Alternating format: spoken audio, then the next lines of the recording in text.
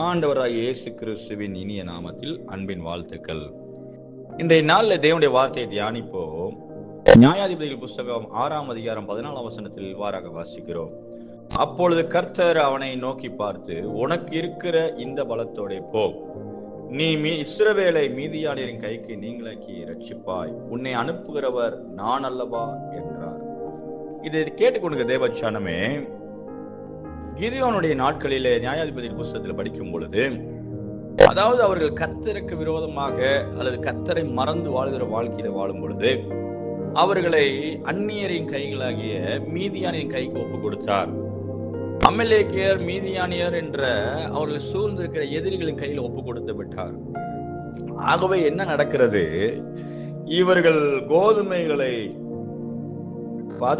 பதரை நீக்கி கோதுமையை சேர்த்து வைக்கும் பொழுது அல்லது விளைச்சலெல்லாம் எடுத்து வைக்கும் பொழுது இந்த மீதியானவர்கள் வந்து அந்த விளைச்சலை கெடுத்து விட வருவார்கள் என்று சொல்லப்படுகிறது. அவர் வெட்டுக்கிளிகளைப் போல திரளான கூட்டத்தார்களாக இருந்தார்களாம். இவருடைய விளைச்சல் எல்லாம் கெடுக்கப்பட்டு கொண்டிருந்தது. இவருடைய வருமானம் பாதிக்கப்பட்டு கொண்டிருந்தது. இவர்களுக்கு ஆசீர்வாதம் இல்லாத ஒரு சூழ்நிலை இருந்தது. அப்போது என்ன நடக்கிறது? அவர்கள் இவர்களுடைய எல்லைகளுக்குள்ளே வந்து, இவர்களுக்கு வீடுகளுக்குள்ளே வந்து இவருடைய எல்லா விளைச்சல்களையும் ஆசீர்வாதத்தையும் கெடுத்து விட்டு போயிடுவார்கள். ஆகவே ஜனங்கள் அவர்களை கண்டு பயந்து தங்களுக்கு தாங்களே அரண்களை கட்டிக்கொண்டு தேசத்தை பாதுகாக்காமல் தங்கள் வீட்டுக்குள்ளேயே முடங்கி கிடக்கிற ஒரு வாழ்க்கைக்கு வந்து விட்டார்கள். சாத்தான் அநேக நேரத்துல உள்ள வீட்டுக்குள்ளே சிறையிருப்புகளை கொண்டு வந்துடலாம்.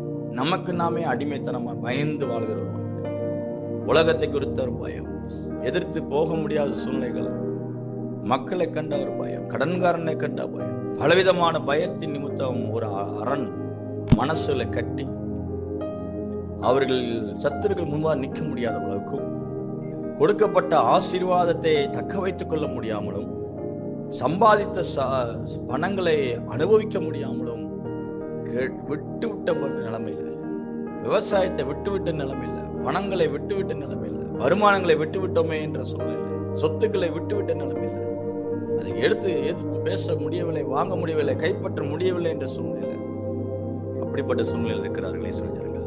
கேட்கிற தேவஜனமே, நம்முடைய வாழ்க்கையை அப்படி ஒரு சூழ்நிலை இருக்கலாம். இந்த வார்த்தையை கேட்டுக்கிற தேவஜனமே, கர்த்தர் உங்க வாழ்க்கையில இறங்குகிறார். எவ்வளவுக்கு எவ்வளவு சத்துரு நஷ்டத்தை கொடுத்துக்கிட்டு இருக்கிறாங்க பாருங்க. குடும்பத்துல சமாதானம் இல்லாத சூழ்நிலை, வருமானங்களில் அழித்து கொண்டு, கை நிறைய சம்பாதிக்கிற விளைச்சலை பார்க்கிறோம், ஆனா கையில நிக்க மாட்டேது என்று சொன்னீங்க. எவ்வளவு ஒரு போராட்டம். இதை கேட்கணும் தேவச்சனமே, இப்படிப்பட்ட நிலைமையில தான் கிதியோனை கர்த்தர் எழுப்புகிறார். அவன்கிட்ட கேட்டாரு, அவனை அனுப்புகிற இந்த பலத்தோட போ, நீ மீதியானை ரட்சிப்பாய், நீ சகல போராட்டத்துக்கு ஒரு முடிவை கொண்டு வருவாய் என்று சொல்லி அவனை எழுப்புகிறான். அப்போ அவன் சொல்லுகிறான், எங்க பிதாக்கள் விவரித்து சொன்ன அற்புதங்களை எங்க எவ்வளோ அற்புதத்தை பார்த்தோமே, ஒண்ணுமே நடக்க மாட்டேதுன்னு சொல்லும்போதுதான் ஆண்டு சொல்றாரு, இந்த பலத்தோட இப்போ உன்னை அனுப்புகிறது நான் அல்லவா? நான் யார்? நான் எகிப்துல உன்னை விடுதலை ஆக்கினேன். நீ அடிமைப்படுத்த அந்த எகிப்து தேசமாகிய பலத்த தேசத்தை அழித்து உனக்காக அந்த மகாவாதைகளை அழித்து உன்னை விடுதலையாக்கின கர்த்தரா இருக்கிறேன். உனக்காக செங்கடலை பிளந்தேன். நீ எப்படி இதை கடந்து வரப்போறோமோ என்று சொல்லி கலங்கி கொண்டிருக்கும் போது உனக்காக செங்கடலை பிளந்து வழி கொடுத்தேன். வனாந்தரத்தினுடைய 40 வருஷமா நடத்தின தேவன், பாலும் தேனும் தேசத்தை உனக்கு செஞ்ச தேவனா இருக்கேன். எவ்வளவோ அற்புதங்களை உனக்காக செஞ்சிருக்கிறேன். உன்னால் முடியாத பல காரியங்களை நான் உனக்காக செய்திருக்கிறேன். இந்த காரியத்தை அதே போல உனக்காக செய்வேன் கர்த்தர் சொல்கிறார். என்னால் முடியாதுன்னு சொல்லி உட்கார்ந்துருக்கீங்களா? அல்லது எப்படி சமாளிக்க போறோன்னு எதிர்பார்த்து கொண்டிருக்கீங்களா? இல்ல வேற ஆள் அனுப்புங்க ஆண்டவரே என்று சொல்லி கொண்டிருக்கீங்களா? ஆண்டவர் உங்களை தான் அழைக்கிறார். உன்னை பலப்படுத்துவேன். நான் இந்த சிறையிருப்புல உன்னை விடுதலையாக்கி கொண்டு வருவேன். உன் குடும்பத்தை ரட்சிப்பேன். உன்னுடைய ஆசீர்வாதத்தை, உன்னுடைய விவசாயத்தை, உன்னுடைய எல்லா பொருளாதாரத்தை நான் மீட்டெடுப்பேன். ஹல்லேலூயா. கர்த்தருடைய ஆவியான சொன்ன பொருளாதாரத்தை நான் மீட்டெடுப்பேன். உன்னை எழுப்புவேன். உன்னை அனுப்புகிறேன் நான் அல்லவா? உன்னுடைய பலம் எவ்வளவு இருக்கிற பலத்தோட போ, இருக்கிற பலத்தோட சமாளிக்க, அந்த சூழ்நிலைகளை எதிர்த்து கொண்டு போ. பயந்து வாழாத, பயந்து வாழாத, எதிர்த்து நில் என்று சொல்லி கர்த்தர் காலை வேளையில தட்டி எழுப்புகிறேன். உன்னை அனுப்புகிறது நான் அல்லவா? உன்னுடைய மனசுல என்ன எண்ணங்கள் ஓடிக்கொண்டு, பயம், என்ன அரண்கள் மனசுல கட்டப்பட்டிருக்கிறது, எந்த சூழ்நிலை கண்டு ஒதுங்கி ஒதுங்கி வாழலாம், இப்படியே போதுன்னு சொல்லி சிறையிருப்பு குறுகின மனப்பான்மையில உங்களை குறுக வைத்துக் கொண்டிருக்கிற காரியம் என்ன? ஆண்டவர் சொல்ற எதிர்த்து நில்லு, அது மனசுல இருந்து எடுத்து போடு, ஜெயிக்கிறவர்களாய் பார். இன்னைக்கு கர்த்தரின் பட்டயம் கிதியோனின் பட்டயம் சொல்லப்பட்டது. கர்த்தரின் பட்டயம் கிதியோனின் பட்டயம். கர்த்தருடைய ஆசீர்வாதம் உன்னுடைய ஆசீர்வாதம், கர்த்தருடைய வெற்றி உன்னுடைய வெற்றி. கர்த்தரே உனக்கு பின்னாடி இருந்து பலப்படுத்துவா. இதுவரைக்கும் நடந்த நஷ்டங்களை கவலைப்பட வேண்டாம், இதுவரைக்கும் நடந்து கொண்டிருக்க போராட்டங்களை குறித்து கவலைப்பட. இனி ஜெயத்துக்கு நேராய் திரும்புங்கள். இனி சத்துருக்கள் முன்பா நில்லுங்க. இனி சமாளிக்க ஆண்டவர் கிருபை கொடுப்பா, ஜெயத்தை கொடுப்பா. சமாளிக்கிறது மாத்திரம் இல்ல, ஜெயமாய் மாற்றுவா. சூழ்நிலை உங்க வாழ்க்கை ஜெயமாய் மாற போகிறது. இந்த காலை சோர்ந்து போக வேண்டாம், கர்த்தரை நம்புவோம், அவருடைய வார்த்தையை நம்புவோம், அவருடைய பலத்தை சார்ந்து கொள்வோம். நம்முடைய பலன் இருக்கிற பலன் தான், ஆனா அவர் அனுப்புகிறது நான் அல்லவா. நான்றவர் உங்க பேக்ரவுண்டா இருப்பார், அவர் பேக்ரவுண்ட்ல இருந்து உங்களை சப்போர்ட் பண்ணுவார்.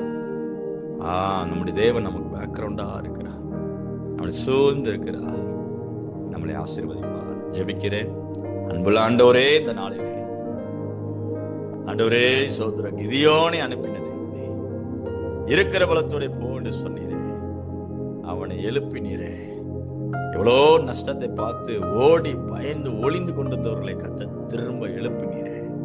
இயேசுவே, பயத்து நிமித்தம் மனசுல அல்ல சூழ்நிலை நிமித்தம் சிறையிருப்புல இருக்க ஜனத்தை விடுதலை ஆக்கும். கத்தாவே, சத்துருக்கள் என்னென்ன எல்லையில வந்து கெடுத்து விட்டு இருக்கிறாங்களோ, விளைச்சலை பாதிப்புக்குள்ளாக்குறாங்களோ, அண்டவரே வருமானங்களை சத்துருக்கள் திருடி கொண்டிருக்கிறார்களோ, கெடுத்து கொண்டிருக்கிறார்களோ, எல்லா சத்துருக்களையும் நீ துரத்தும்படியா ஜெபிக்கிறோம். எல்லையில வருமானத்தை பிடுங்கி கொண்டு அல்லது வருமானத்தை வாங்கி அவங்க சம்பாதித்தை நம்ம வாங்குவோம்னு சொல்லி அண்டவரே ஏமாற்றுகிற ஜனத்துக்கு உங்களுடைய பிள்ளைகளை தப்புவிக்கும்படியா ஜெபிக்கிறோம். அவர் இதுமாய் ஆசீர்வதியும். அண்டவரே, என்னென்ன ஜனங்கள் எப்படிப்பட்ட சத்துருக்கள் கெடுத்து கொண்டிருக்கிறதோ விவசாயங்கள் ஆசீர்வாதங்களை அது எல்லாத்தையும் அப்புறப்படுத்தும், எல்லா எல்லைகளையும் பரிசுத்தப்படுத்தும். ஆசீர்வதி இயேசுவின் நாமத்தில் வேண்டுகிறோம் நல்ல பிதாவே. ஆமென். ஆமென். God bless you. கர்த்தர் உங்களை ஆசீர்வதிப்பார்.